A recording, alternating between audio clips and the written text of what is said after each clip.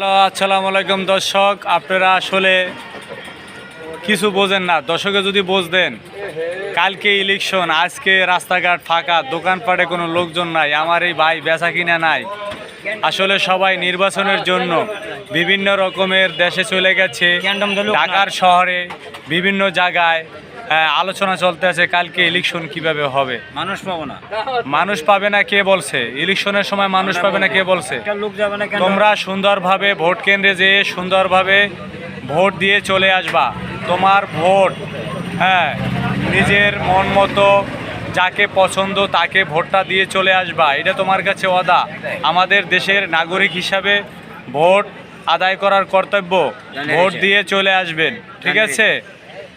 এটাই আপনাদের কাছে আকুল আবেদন করে বলছি।